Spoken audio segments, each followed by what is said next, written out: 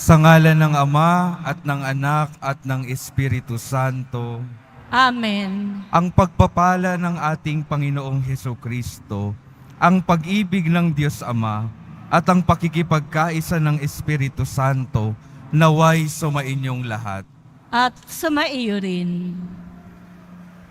Mga minamahal kong mga kapatid, sa Ebanghelyo, tinanong ni Jesus ang mga disipulo ni Juan, ano ang hinahanap ninyo? Tinatanong din tayo ni Jesus kung ano ang hinahanap natin sa buhay. Ang hinahanap ba natin ay ang kayamanan, karangyaan at kapangyarihan? O mas pinagtutuunan natin ng pansin ang pagpapalalim natin ng pakikipag-ugnayan sa Diyos? Upang tayo ay maging marapat gumanap sa banal na pagdiriwang, aminin natin at pagsisihan ang ating mga kasalanan. Inaamin ko Sa makapangyarihang Diyos at sa inyo mga kapatid, na lubha akong nagkasala sa isip, sa salita at sa gawa at sa aking pagkukulang, kaya isinasamo ko sa mahal na Birheng Maria, sa lahat ng mga anghel at mga banal, at sa inyo mga kapatid, na ako'y ipanalangin sa Panginoong ating Diyos. kaawaan tayo ng makapangyarihang Diyos. Patawarin tayo sa ating mga kasalanan at patnubayan tayo sa buhay na walang hanggan. Amen. Panginoon, kaawaan mo kami. Panginoon, kaawaan mo kami. Kristo, kaawaan mo kami. Kristo, kaawaan mo kami. Panginoon, kaawaan mo kami. Panginoon, kaawaan mo kami.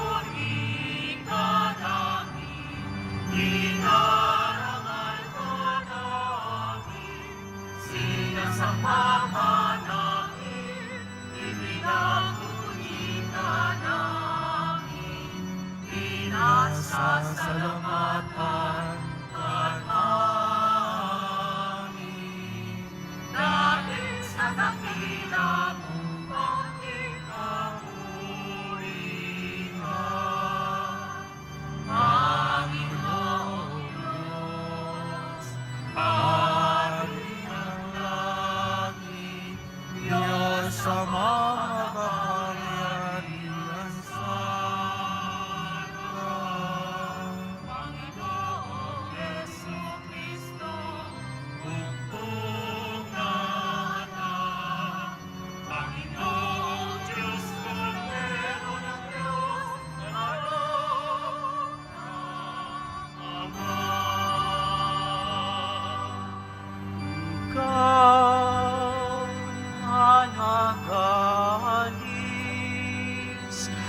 ng mga kasalanan ng sanlibutan.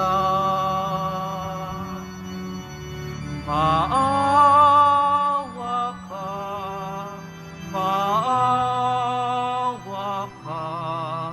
sa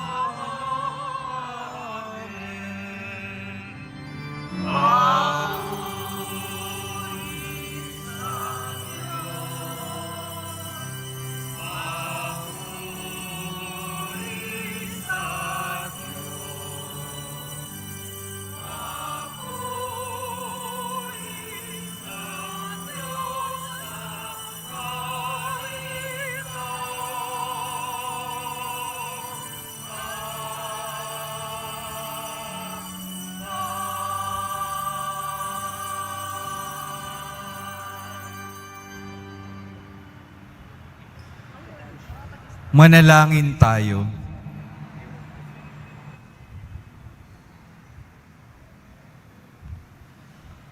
Ama naming makapangyarihan, ang langit at lupa ay iyong pinamamahalaan.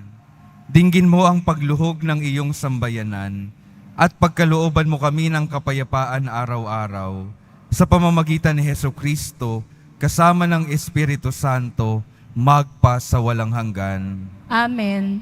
Magsiupo muna po ang lahat. Pagbasa mula sa unang aklat ni Samuel. Noong mga araw na iyon, si Samuel na natutulog sa templo sa may kaban ng tipan. Nang magmamadaling araw na, siya'y tinawag ng Panginoon. Samuel, Samuel. Po, sagot niya.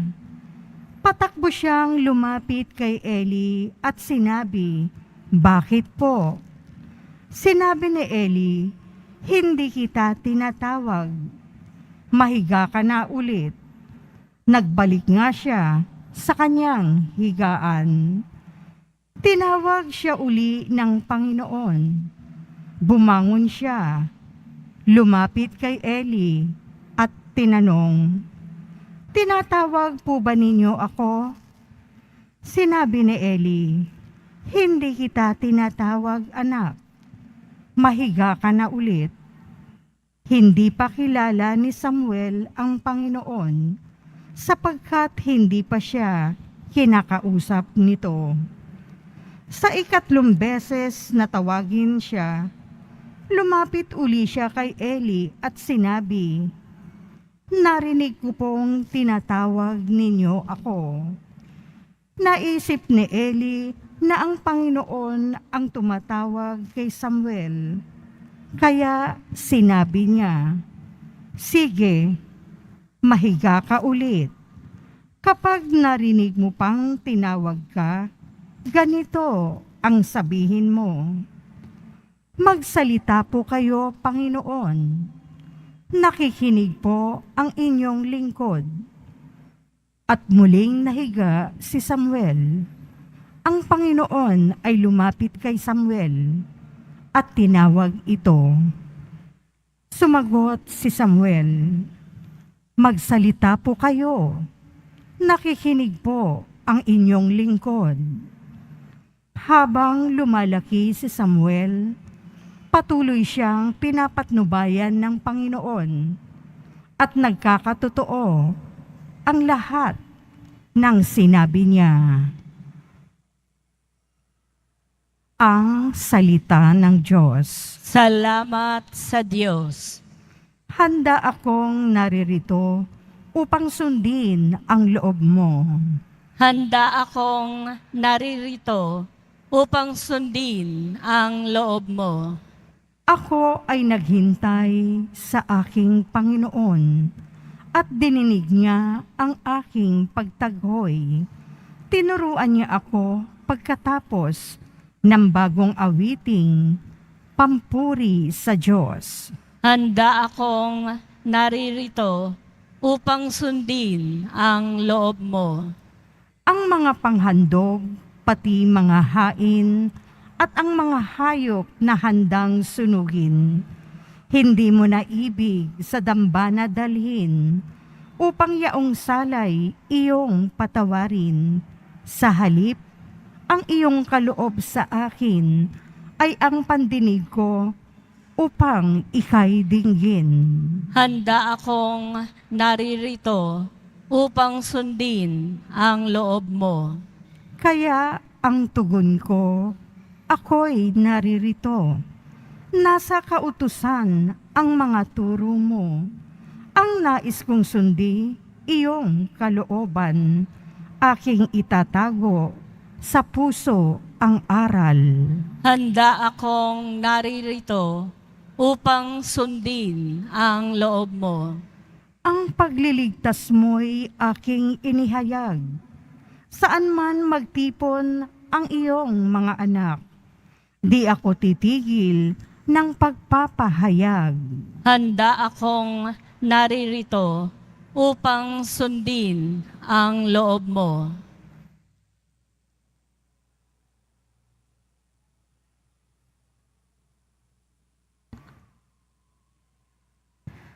Pagbasa mula sa unang sulat ni Apostol San Pablo sa mga taga-Korinto. Mga kapatid, ang katawan ay hindi para sa pakikiapid, kundi para sa Panginoon. At ang Panginoon naman ay sa katawan. Muling binuhay ng Diyos ang Panginoong Hesus, at tayo may muling bubuhayin sa pamamagitan ng kanyang kapangyarihan. Hindi ba ninyo alam na kayo'y mga bahagi ng katawan ni Kristo? Ang nakikipag-isa sa Panginoon ay kaisa niya sa Espiritu. Huwag kayong makikiapid sa alinmang ibang kasalanan na ginagawa ng tao. Iba ang napipinsala. Ngunit sa pakikiapid, sariling katawan ang kanyang pinipinsala. Hindi ba ninyo alam na ang inyong katawan ay templo ng Espiritu Santo na nasa inyo at tinatanggap nyo mula sa Diyos? Ang inyong katawan ay hindi talagang inyo, kundi sa Diyos. Binili niya kayo sa malaking halaga.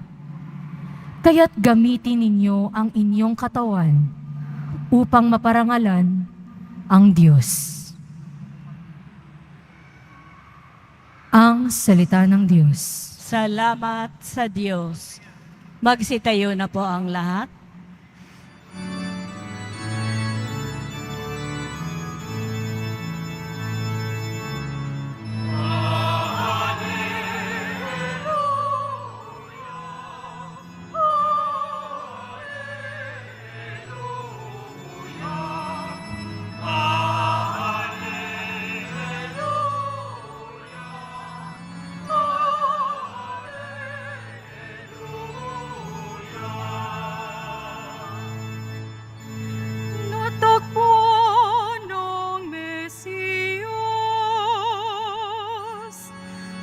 sa kanya'y nagahanap. Siya'y pag-ibig na matapat.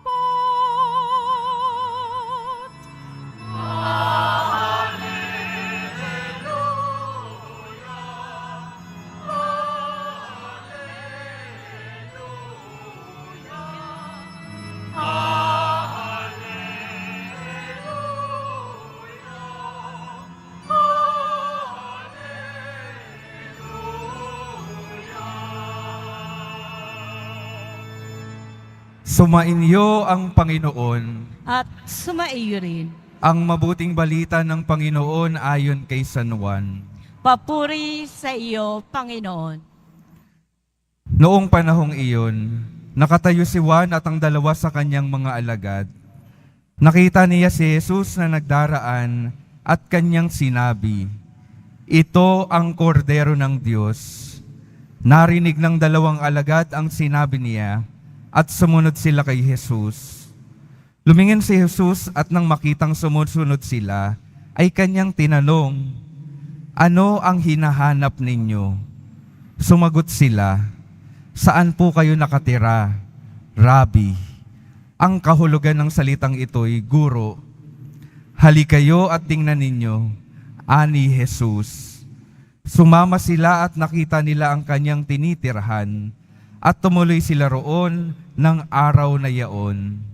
Nooy mag-iika-4 na ng hapon. Ang isa sa dalawang nakarinig kay Juan at sumunod kay Jesus ay si Andres, na kapatid ni Simon Pedro. Una niyang hinanap ang kapatid niyang ito at kanyang sinabi sa kanya, "Natagpuan namin ang Mesiyas." Ang kahulugan ng salitang ito'y Kristo, at siya'y isinama ni Andres kay Jesus. Tiningnan ni Jesus si Simon at sinabi sa kanya, "Ikaw si Simon, na anak ni Juan. ang ipangangalan sa iyo'y Cephas, ang katumbas ng pangalang ito'y Pedro. Ang mabuting balita ng Panginoon. Pinupuri ka namin, Panginoong Heso Kristo. Magsiupo muna po ang lahat. Magandang umaga po mga minamahal kong mga kapatid na naririto at kasama natin online. Good morning po. Good morning din po, Father. Pakingitian naman yung mga katabi ninyo. Pakisabi sa kanila, good morning. Sabay-sabay po nating papurihan ang ating mahal na poong Jesus Nazareno.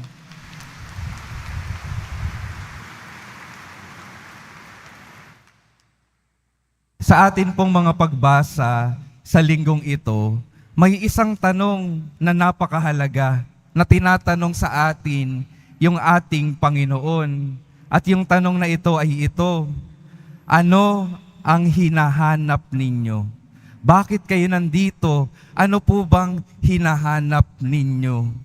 Pakitanong nga yung mga katabi ninyo, sabihin nyo, anong hinahanap mo? Pera po ba? Pera. Hindi naman. Kailan po natin naririnig yung tanong na ito? Naniniwala po ako na medyo kapareho tayo ng karanasan. Nung bata po ako, naririnig ko yung tanong na ito sa aking magulang, lalo na sa aking nanay. Ano bang hinahanap mo? Hanapin mo. Kapag hindi mo nahanap yan, makikita mo ang hinahanap mo. Makikita mo ang hinahanap mo. Bata pa lang po tayo, marami nang nawawala siguro sa atin. Kaya palaging sinasabi sa atin ng nanay natin, makikita mo ang hinahanap mo. Kapag tumatanda po tayo, patuloy yung paghahanap natin sa mundong ito, mas nagiging komplikado nga lamang po yung ating mga hinahanap. Minsan, hanap tayo ng hanap pero hindi natin alam kung ano ba talaga yung hinahanap natin. Naghahanap tayo ng magpupuno sa ating mga buhay. Naghahanap tayo ng purpose sa ating mga buhay. Pero hindi natin alam kung saan makikita yung ating purpose sa buhay na ito. Kaya, anong nangyayari sa ating mga buhay? Kung saan-saan nagpupunta, kung saan-saan naghahanap, kung ano-ano yung nilalagay sa ating mga puso na hindi naman tunay na nakakapagpuno ng ating mga buhay. Ano pong halimbawa? Sa kagustuhan nating makahanap ng kaligayahan sa mundong ito, naghahanap tayo ng mga material na bagay. At kapag nakuha naman na natin yung mga material na bagay, na iniisip natin ng umpisa na makapagpupuno ng ating puso, na makapagbibigay ng kaligayahan sa ating mga buhay, kapag nakuha na natin, kapag natanggap na natin, anong nangyayari kalaunan? Hindi naman pala ito talaga yung makapagpupuno. Lilipas din, maghahanap ulit tayo ng iba. Halimbawa, sinusubukan nating punuin yung ating buhay ng yaman, ng pera. Kapag nakakatanggap tayo ng pera, anong nangyayari sa ating mga buhay? Kapag natanggap na natin, lumilipas, nawawala din, naghahanap pa tayo muli ng pera para mapuno yung ating mga buhay. Ano pong sinasabi sa atin ito? Na kapag nilagay natin yung ating puso, kapag sinubukan nating punuin yung ating mga buhay ng mga makamundong bagay, hindi tunay na mapupunan yung ating mga puso. Dahil tandaan po natin mga minamahal kong mga kapatid, yung mga makamundong bagay, lumilipas po. Hindi magtatagal. At yung mga makamundong bagay, hindi po ito yung tunay na makapagbibigay sa atin ng kapunuan at kagalakan. Dahil nga, lilipas ang lahat. At hindi naman nilikha yung ating mga puso para sa mundong ito. Para saan nilikha yung ating mga buhay at ang ating mga puso? Nilikha ito para sa ating Panginoon. Kaya kung hindi natin pupunuin ng presensya ng Panginoon yung ating mga buhay, hindi talaga tayo makakaranas ng pagkakontento. Hindi tayo makakaranas ng tunay na kapayapaan at kagalakan. Siya lamang yung tunay na makapagbibigay nito. Sabi po ni Pope Benedict, the happiness that we seek has a face and a name. It is Jesus of Nazareth. Yung kagalakan na hinahanap ng ating mga buhay ay may pangalan at may muka. Ito ay si Jesus Nazareno.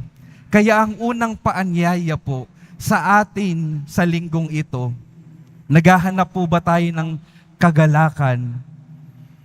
Naririto po siya, si Jesus Nazareno. Tanggapin natin siya sa ating mga buhay. Tanggapin natin yung kanyang salita.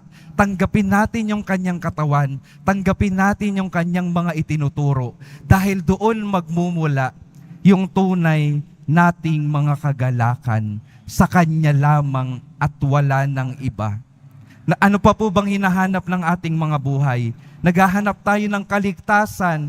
Hindi tayo makakatagpo ng kaligtasan ng malayo sa ating Poong Jesus Nazareno.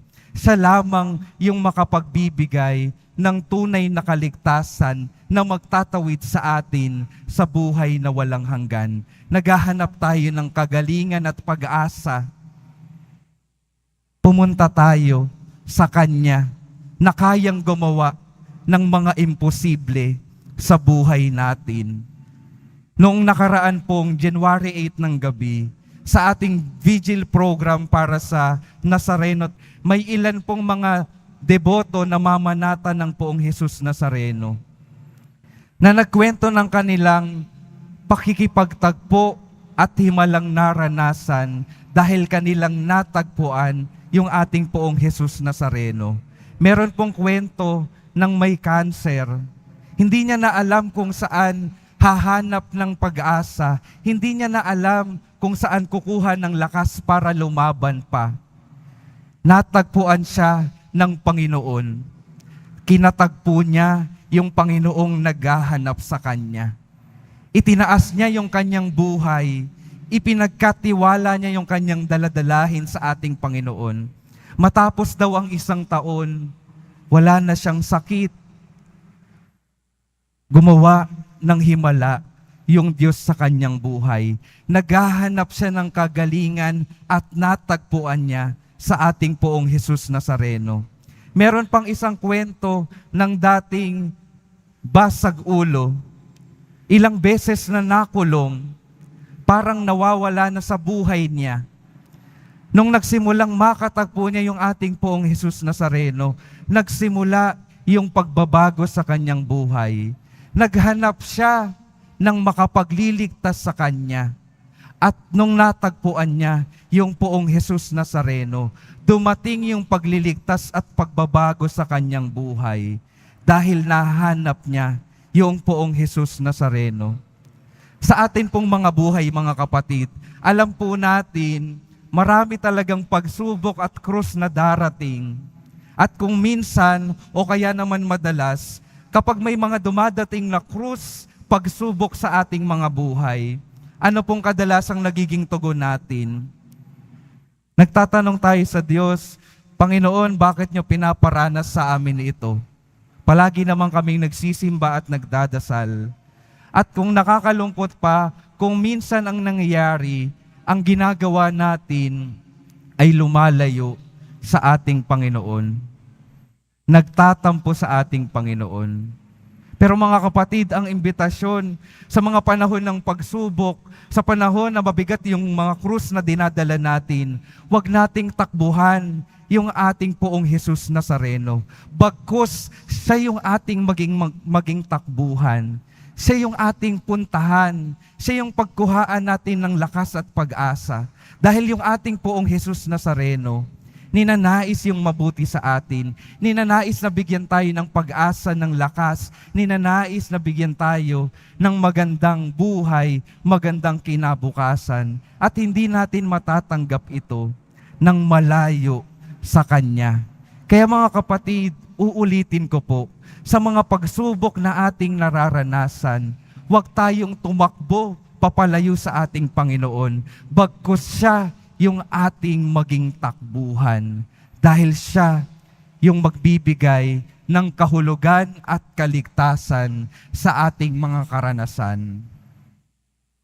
Yun po yung unang paanyaya. At yung sinasabi sa atin ng Panginoon, kung ano yung hinahanap natin, kung ano yung magpupuno sa ating mga buhay, ang imbitasyon ng Panginoon, hali kayo at makikita ninyo.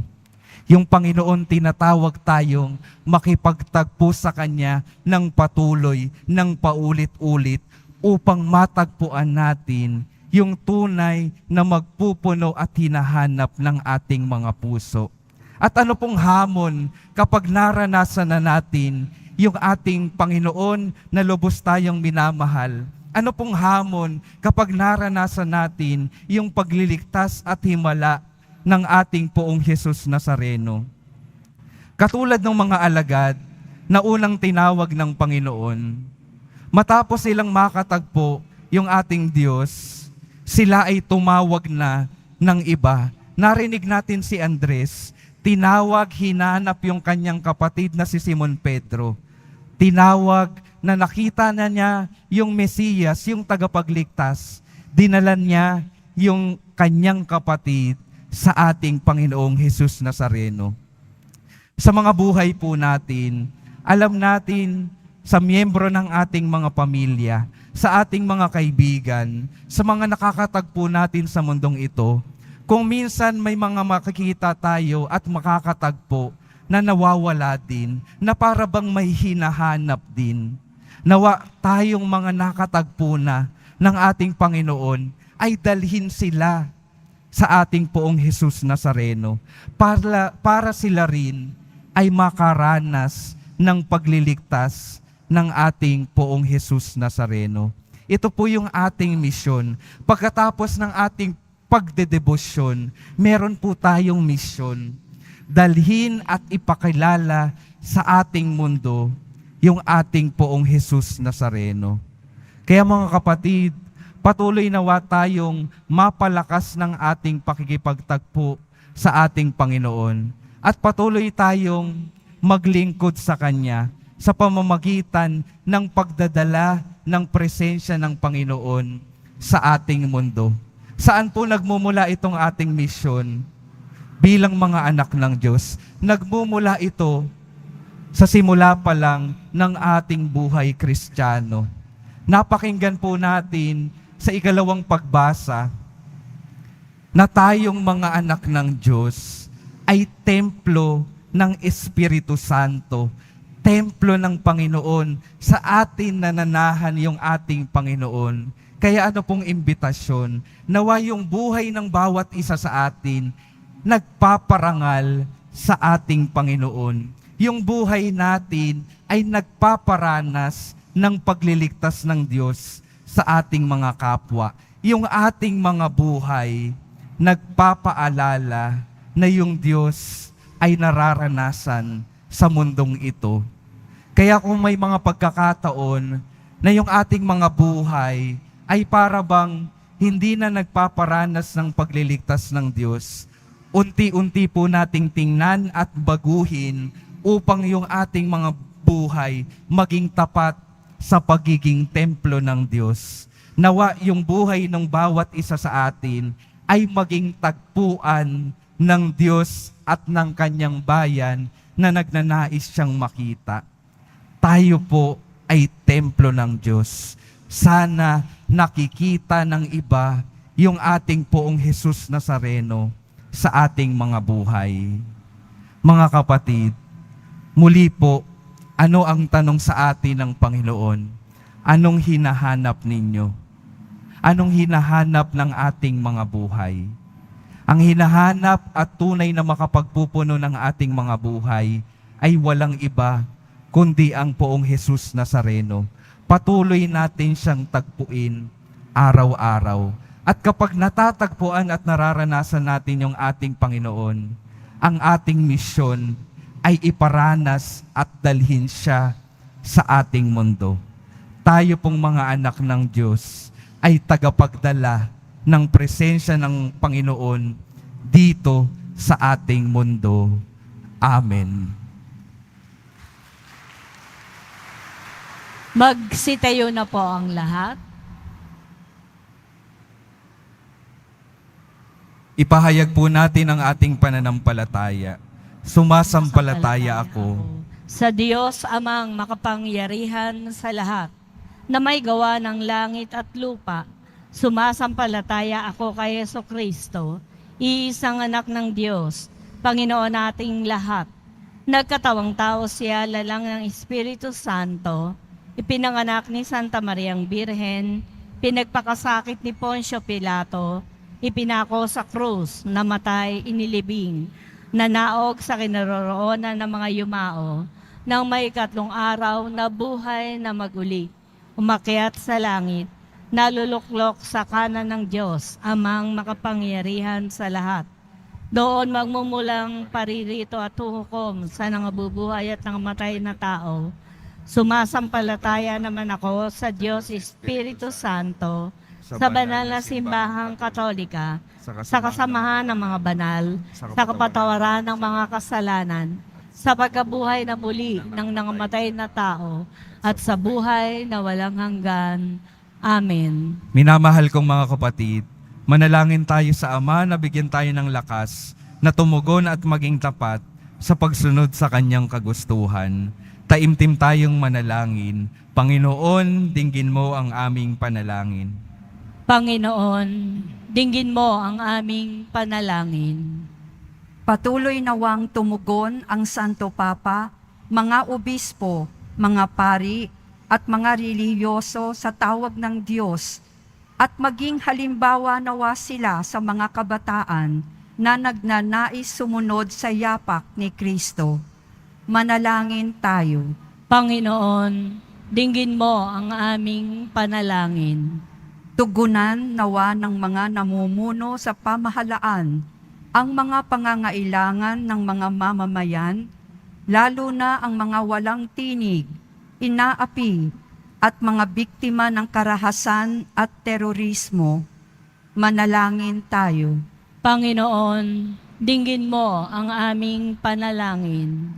Gugulin nawa ng mga kabataan ang kanilang mga malayang sandali sa mga kapaki-pakinabang at mga makabuluhang gawain.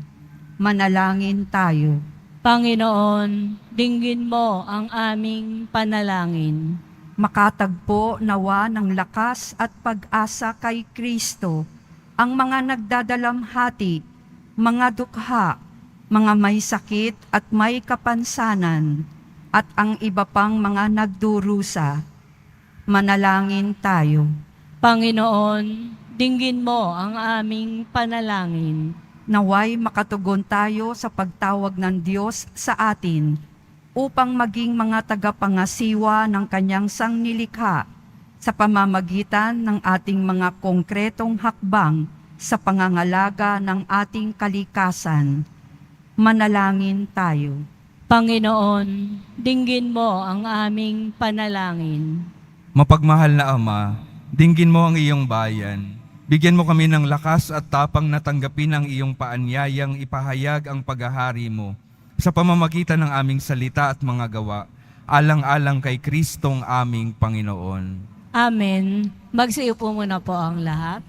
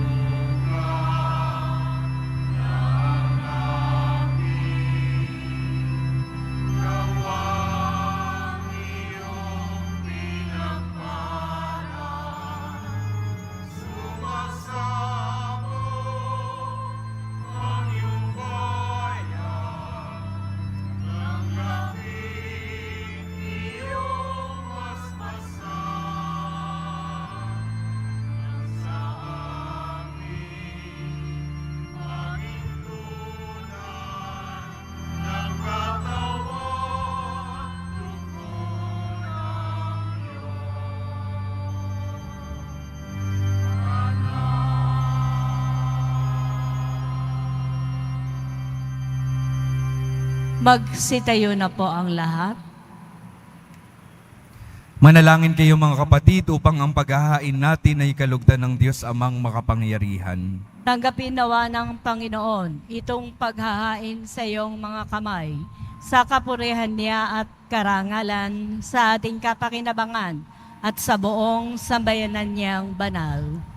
Ama naming lumikha, ipagkaloob mong marapat na ganapin ang banal na paghahain, sapagkat tuwing ipinagdiriwang ang alaala ng anak mong nag-aalay, ang pagliligtas niya sa tanan ay nangyayari upang aming pakinabangan sa pamamagitan niya kasama ng Espiritu Santo magpa sa walang hanggan.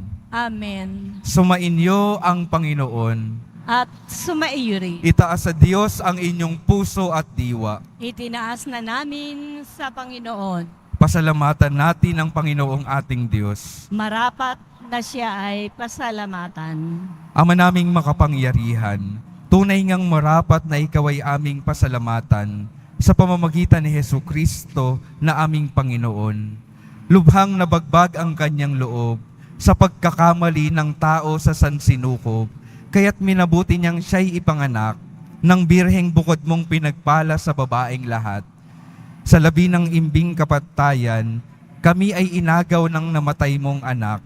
Sa pagkabuhay niya, kami kanyang binuhay upang kaugnayan namin sa iyo'y huwag magwakas. Kaya kaisa ng mga anghel na nagsisiawit ng papuri sa iyo, nang walang humpay sa kalangitan, kami nagbubunyi sa iyong kadakilaan.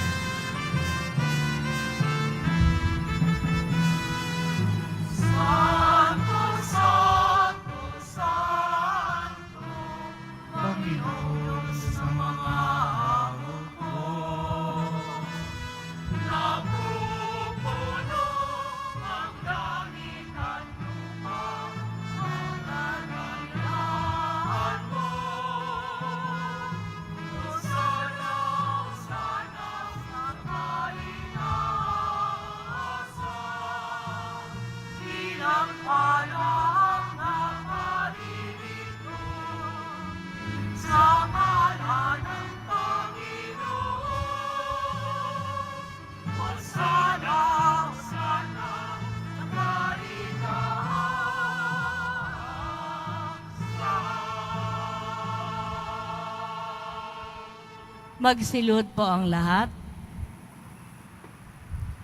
Ama naming banal, ikaw ang bukal ng tanang kabanalan. Kaya't sa pamamagitan ng iyong Espiritu, gawin mong banal ang kaloob na ito, upang para sa amin maging katawan at dugo ng aming Panginoong Hesukristo. Bago niya pinagtiis ang kusang loob na maging handog, hinawakan niya ang tinapay, pinasalamatan kanya, pinaghati-hati niya iyon, iniabot sa kanyang mga alagad at sinabi, "Tanggapin ninyong lahat ito at kanin. Ito ang aking katawan na ihahandog para sa inyo."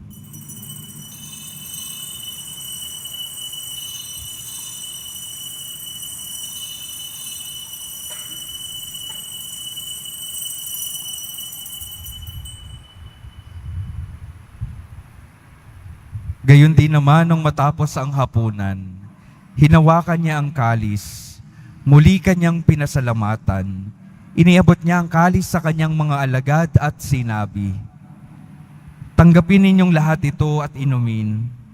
Ito ang kalis ng aking dugo, ng bago at walang hanggang tipan.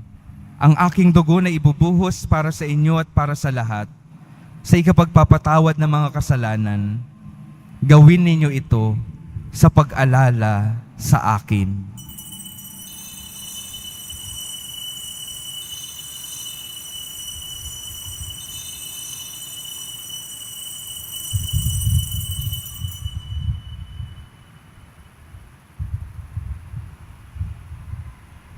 Magsitayo na po ang lahat. Ipagbunyi natin ang misteryo ng pananampalataya. Si Kristo'y namatay, si Kristo'y nabuhay, si Kristo'y babalik sa wakas ng panahon. Ama, ginagawa namin ngayon ang pag-alala sa pagkamatay at muling pagkabuhay ng iyong anak. Kaya't iniaalay namin sa iyo ang tinapay na nagbibigay buhay at ang kalis na nagkakaloob ng kaligtasan. Kami nagpapasalamat dahil kami iyong minarapat na tumayo sa harap mo para maglingkod sa iyo. Isinasama namin kaming magsasalo-salo sa katawan at dugo ni Kristo ay mabuklod sa pagkakaisa sa pamamagitan ng Espiritu Santo. Ama, lingapin mo ang iyong simbahang laganap sa buong daigdig. Puspusin mo kami sa pag-ibig, kaisa ni Francisco na aming Papa at ni Jose na aming Obispo at ng Tanang Kaparian. Alalahanin mo rin ang mga kapatid naming nahimlay nang may pag-asang sila'y muling mabubuhay. Gayon din ang lahat ng mga pumanaw. Kaawaan mo sila at patuloyin sa iyong kaliwanagan. Kaawaan mo at pagindapatin kaming lahat na makasalo sa iyong buhay na walang wakas. Kaisa ng mahal na Birheng Maria na Ina ng Diyos, ng kabiyak ng puso niyang si San Jose, kaisa ng mga apostol, ni San Juan Bautista at ng lahat ng mga banal na namuhay dito sa daigdig ng kalugod-lugod sa iyo, maipagdiwang nawa namin ang pagpupuri sa ikararangal mo sa pamamagitan ng iyong anak na aming Panginoong Hesukristo. Sa pamamagitan ni Kristo, kasama niya at sa Kanya, ang lahat ng parangal at papuri ay sa iyo, Diyos Amang makapangyarihan, kasama ng Espiritu Santo, magpa sa walang hanggan.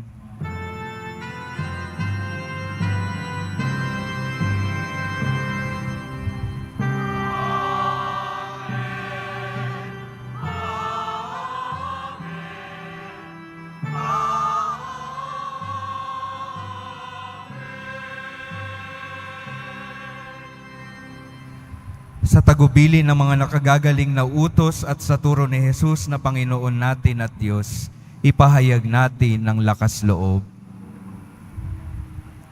Ama namin, sumasalangit ka, sambahin ang ngalan mo, mapasa amin ang kaharian mo, sundin ang loob mo dito sa lupa para ng sa langit. Bigyan mo kami ngayon ng aming kakanin sa araw-araw, at patawarin mo kami sa aming mga sala, para ng pagpapatawad namin sa nagkakasala sa amin. At huwag mo kaming ipahintulot sa tukso, at iadya mo kami sa lahat ng masama.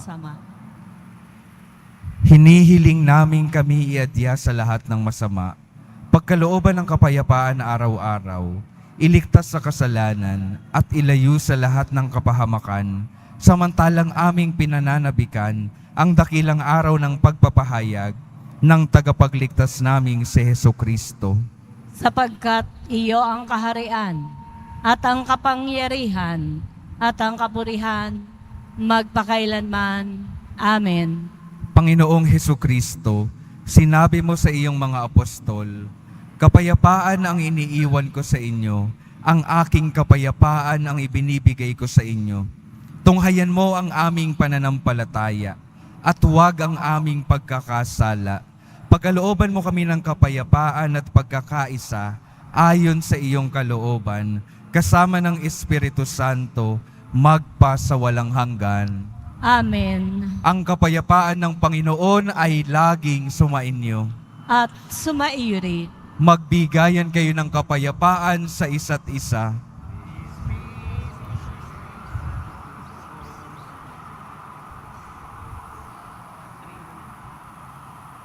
Kordero ng Diyos na nag-aalis ng mga kasalanan ng sanlibutan, maawa ka sa amin. Kordero ng Diyos na nag-aalis ng mga kasalanan ng sanlibutan, maawa ka sa amin. Kordero ng Diyos na nag-aalis ng mga kasalanan ng sanlibutan, ipagkaloob mo sa amin ang kapayapaan. Magsilod po ang lahat.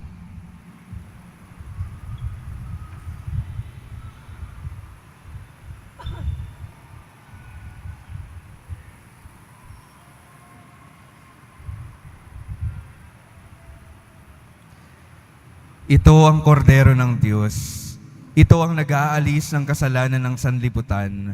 Mapalad ang mga ina anyayahan sa kanyang piging. Panginoon, hindi ako karapat-dapat na magpatuloy sa iyo, ngunit sa isang salita mo lamang ay gagaling na ako.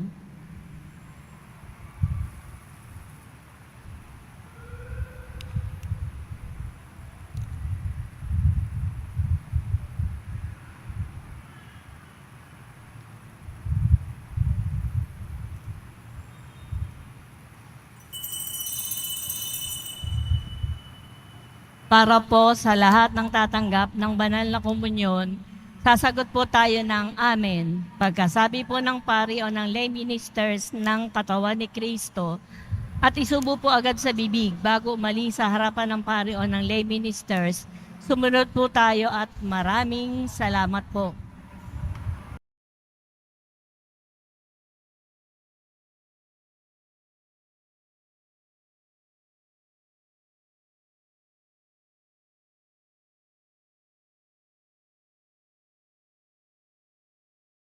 Nalangin tayo. Ama naming mapagmahal, padaluin mo sa amin ang batis ng Espiritu ng iyong pag-ibig, upang kaming pinapagsalo mo sa pagkaing iyong bigay para kami pagbuklurin ay magkaisa sa pananalig sa iyo, sa pamamagitan ni Hesu Kristo, kasama ng Espiritu Santo, magpa sa walang hanggan. Amen. Mga minamahal kong mga kapatid, kung dati ay naririnig natin sa mga magulang natin, makikita nyo ang hinahanap ninyo. Ngayon po sasabihin ko sa inyo, halik kayo dito sa ating dambana ng Poong Jesus Nazareno. Halik kayo sa presensya ng ating Poong Jesus Nazareno at makikita ninyo ang hinahanap ninyo. Sa Kanya po natin matatagpuan ang kagalakan, kapayapaan at kaligtasan na hinahanap ng ating mga puso. Walang iba kundi sa Poong Jesus Nazareno. Sumainyo ang Panginoon. At sumaiyo rin. Mahal na Poong Jesus Nazareno, inihayag mo sa pamamagitan ng krus ang walang maliw na pag-ibig ng Diyos sa sangkatauhan. Pakinggan mo ang kahilingan ng iyong angkan na nagsusumamo sa iyo. Makamtanawa nila ang inyong katugunan at tanggapin ang kasagutan na may utang na loob na tinatanaw. Basbasan din po ninyo ang mga daladala nilang mga imahen at dasalan. Sa pamamagitan ng bendisyon na ito, naway maalala nila ang pangako nila noon sa binyag, na ikaw ay kanilang iibigin at paglilingkuran bilang Panginoon, magpa sa walang hanggan. Amen. At pagpalain kayo ng makapangyarihang Diyos, Ama, Anak at Espiritu Santo. Amen. Humayo kayong mapayapa, taglay ang pag-ibig ng Poong Jesus Nazareno. Salamat sa Diyos.